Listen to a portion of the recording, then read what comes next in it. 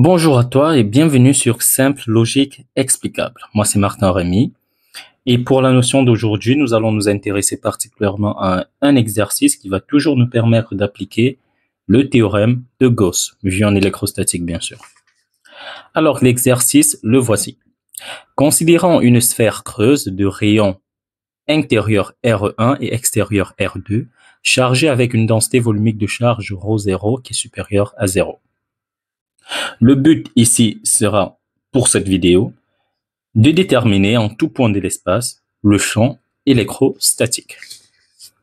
Donc, la deuxième question, ce sera fait pour la vidéo qui va suivre celle-ci en fait. Donc, c'est pour la prochaine vidéo. On parlera du potentiel. Alors, nous avons notre distribution qui est là.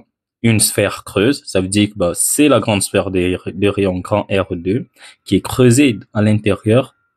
Donc, vous voyez cette petite sphère que vous voyez à l'intérieur, en fait, dans son domaine interne, il n'y a rien. Ce qui veut dire qu'en fait, c'est du vide. On a creusé la grande sphère pour créer un vide sphérique à l'intérieur. Donc, il est question pour nous de déterminer en tout point de l'espace l'expression du champ électrostatique. Alors, pour ça, on va déjà déterminer chacun des domaines. Pour le premier domaine, pour remplir l'espace, on aura trois domaines. Dans notre cas, on aura trois domaines. On définira un domaine pour notre surface de Gauss à l'intérieur de la petite sphère qu'on voit là. Pour le premier domaine, pour R allant de 0 à R1. Puis, on va quitter de R1 à R2, c'est-à-dire en plaçant une surface de Gauss là, qui est une sphère bien sûr. Et ensuite, on va aller au-delà de R2. Ça veut dire que domaine 1, ce sera le domaine tel que R soit inférieur ou égal à R1. Le domaine 2, ce sera le domaine tel que R soit compris entre R1 et R2. Et le domaine 3 sera le domaine tel que R est supérieur à R2. Donc, en fonction de ces deux domaines, on sait que pour chaque domaine, on devra déterminer un champ. Donc, le champ associé ici, on va l'appeler E1. Le champ associé ici, on va l'appeler E2. Et le champ associé à ce domaine, on va l'appeler E3.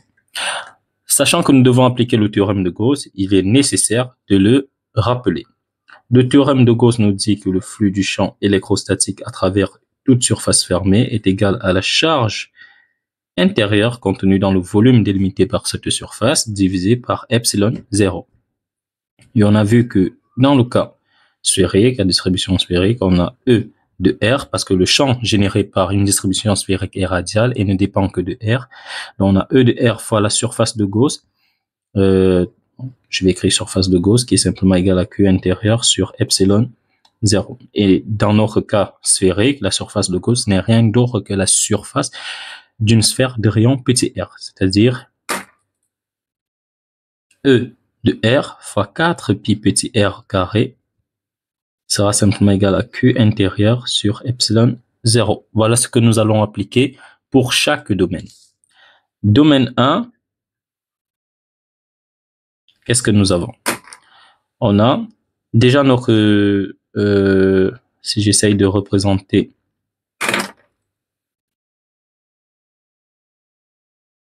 on a à peu près notre domaine, on a ça. Alors, pour ma surface de Gauss, pour le domaine 1, qu'est-ce que je vais faire? Je sais que ça, c'est un rayon R1.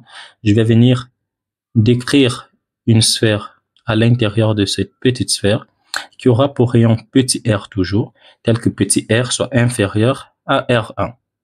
Donc ici, qu'est-ce que j'aurai? J'aurai E1 de R fois 4 pi petit r carré qui sera simplement égal à quoi? Q intérieur 1 sur epsilon 0. Maintenant que vaut Q intérieur 1? Vu qu'ici, il n'y a pas de charge, la seule charge qui existe, on sait qu'ici, il y a une densité volumique de charge ρ. Là, c'est un creux, ça veut dire qu'à l'intérieur de la surface de Gauss que j'ai délimitée là, il n'y a pas de charge. Donc, on sait que, or, Q intérieur 1 est nul, ce qui implique automatiquement que mon champ E1 est tout simplement nul. Nous passons maintenant au domaine 2. Qu'est-ce que nous avons au domaine 2? On réécrit toujours l'expression du théorème de Gauss. Nous avons toujours E de R fois 4 pi petit r carré égale à Q intérieur sur epsilon 0. Donc j'ai E2 de R fois 4 pi petit r carré qui est égal à Q intérieur de mon deuxième domaine divisé par epsilon 0. C'est quoi ma surface de Gauss dans ce cas? Donc ma surface de Gauss, c'est ceci maintenant, parce que R est compris entre R1 et R2. Donc je crée une surface de Gauss là, comme ceci. Des rayons petit r toujours, mais cette fois-ci on a R qui est compris entre R1 et R2. Donc, quand je vais regarder à l'intérieur de ma charge, de ma surface de Gauss, ce que je vais voir comme domaine chargé ne sera rien d'autre que ce petit domaine. Vous voyez, parce qu'ici, il y a de la charge. Donc là, ce sera ceci qui sera chargé en fait. Ce petit domaine que je mets en rouge, ce sera ce qui sera chargé. Parce que là, à l'intérieur, j'ai du vide et là, ça clôt mon domaine petit r. Donc, ça veut dire que Q intérieur 2 sera, on va prendre comme c'est un truc volumique, triple intégrale de dq qui est encore égal à ρ 0 dv. Je peux faire sortir ρ 0. J'aurai triple intégrale, pardon. Je sais que dv, dans le cadre sphérique, c'est r carré sinus θ. Donc, j'écris triple intégrale de r carré sinus θ dr dθ dφ. Maintenant, le problème sera sur les bornes. Comment est-ce que je vais positionner mes bornes? Alors, je sais déjà ici que pour couvrir l'espace qui est effectivement pris en compte par une quelconque charge, un domaine chargé, je vais varier de grand R1, c'est-à-dire de là, je quitte de là à là. Or, ici, je suis à petit r et là, je suis à R1. Ça veut dire que je vais aller de grand R1 à petit r. Ce qui veut dire que j'aurai ρ 0 intégrale de R1 à petit r. Et comme j'ai déjà utilisé petit r comme variable ici, je ne peux plus l'utiliser comme variable. Ça veut dire que je vais adopter une autre notation. Je peux mettre r' carré dr'. C'est juste mathématique. Hein. C'est parce que j'ai déjà une borne qui s'écrit comme ceci. Donc, je vais juste mettre r là et je mets r', c'est pareil. Donc, j'ai l'intégrale maintenant pour θ. Je sais qu'en coordonnées sphériques, θ varie de 0 à pi. Donc, je dirais de 0 à pi de sinus θ dθ et l'intégrale de 0 à 2 pi de dφ. Ceci va simplement me donner ρ 0 sur 3 parce que ça fait 1/3 de r' au cube. Donc, ρ 0 sur quoi? R' au cube entre grand R1 et petit r. Ceci, c'est moins cosinus θ entre 0 et pi, ce qui va faire moins facteur de cos pi, moins cos 0. Donc, ceci, c'est 2, tout simplement. Ça fait moins 1, enfin moins. Donc, ceci, c'est 2. Et là, j'ai 2 pi. Donc, qu'est-ce que je me retrouve là? Je me retrouve avec Q intérieur de mon deuxième domaine. Donc, ceci veut dire que Q intérieur de mon deuxième domaine est simplement égal à 4 tiers de pi ρ 0 facteur de r à la puissance 3 moins r1 à la puissance 3. Je vais donc prendre cette expression que je vais remplacer là pour avoir l'expression de E2. Donc, quand je viens là, qu'est-ce que j'ai? J'aurai simplement E2 de R qui sera égal. Je prends Q intérieur qui est là. Donc, j'ai 4 tiers. Je peux mettre le 3 là. J'ai pi ρ 0 facteur de R puissance 3 moins R1 au cube. Maintenant, qu'est-ce que j'ai? Désolé, je vais juste retirer la pile. OK. Donc, maintenant, j'ai 4 tiers de pi ρ 0 R au cube moins R1 au cube, qui est ma charge intérieure. Maintenant, je vais diviser par epsilon 0. Donc, je mets epsilon 0. Et je divise également par la surface de Gauss, qui est 4pi petit r carré. Par simplification mathématique, j'ai pi qui s'en va. Qu'est-ce que j'ai d'autre qui peut s'en aller? J'ai rien. Ça veut dire que ceci, je peux déduire l'expression de E2. E2 de R sera tout simplement... bon, quand je vais diviser ceci par R, ok, c'est bon. Carré pi petit r carré. Je peux avoir 4 rho 0 sur 3. Donc 4 peut partir, 4 également peut partir. J'ai 4 qui part là. Du coup, j'ai rho 0 sur 3 epsilon 0. Rho 0 sur 3 epsilon 0 que va multiplier ceci. Que va multiplier R.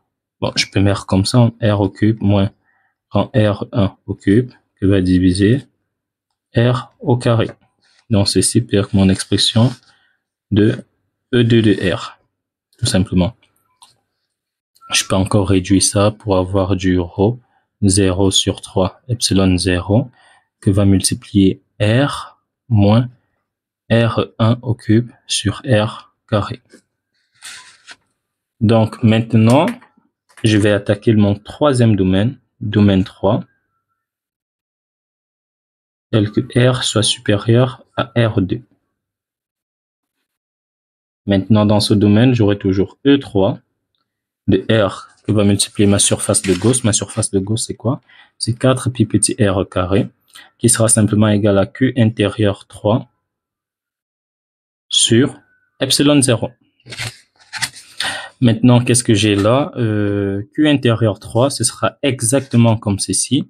Mais maintenant, quand je vais venir définir ma surface de Gauss, donc je reviens là, pour mon domaine tel que R est supérieur à R2, j'aurai une surface de Gauss qui sera décrite à l'extérieur de ma distribution. Donc là, ça c'est ma surface de Gauss pour le troisième domaine, tel que le rayon vaut toujours petit r. Quand je vais décrire là et que je vais regarder à l'intérieur de ma distribution ce que j'ai comme partie chargée, je vais me rendre compte que j'ai toute la couronne en fait. J'ai tout ceci comme domaine chargé. Tout ceci sera mon domaine chargé. Et ceci varie bien pour R allant de grand R1 à grand R2. Ça veut dire que c'est la seule chose qui va changer dans les bornes d'intégration. La seule chose qui va changer dans les bornes d'intégration là sera, on va quitter de R1 à R2 plutôt, au lieu de quitter de R1 à R comme on le faisait dans le deuxième cas. Ça veut dire quoi? Ça veut dire qu'ici, Q intérieur 3 sera exactement rho 0, intégrale de R1 à R2, de R, je peux mettre R parce qu'il n'y a plus de R ici, donc je peux mettre R carré, dr directement. L'intégrale maintenant de 0 à pi de sinus θ dθ et l'intégrale de 0 à 2pi de dφ. Ceci qui va me donner rho 0 fois 1 tiers de grand R2 au cube moins grand R1 au cube fois 4pi. Donc ceci va me donner tout simplement 4 tiers de pi rho 0 grand R2 au cube moins grand R1 au cube. Je vais remplacer ça là, j'aurai donc E3 de R qui sera égal. Je mets Q intérieur. Donc je vais mettre le 3 en bas. Il y aura encore le epsilon 0 qui est là, qui va multiplier 4 pi petit r carré. Et là en haut, j'ai juste 4 pi rho 0 facteur de R 2 au cube moins R1 au cube. Donc voilà ce que j'ai. Par simplification mathématique, 4 pi s'en va, 4 pi s'en va. Ça veut dire que E3 de R, lui, que devient-il? E3 de R est tout simplement rho 0 grand R2 au cube moins grand R1 au cube que divise 3 epsilon 0 et ceci proportionnel à 1 sur R carré. Ceci achève notre exercice dont nous avons notre champ lorsque R est supérieur à R2. Nous avons ici notre champ lorsque R est compris entre R1 et R2. Et ici, nous avons notre champ lorsque R est inférieur à R1. Donc, on se revoit dans la suite de cette vidéo où on va attaquer la partie du potentiel électrostatique. C'était Martin Rémy, vous étiez sur Simple Logique Explicable.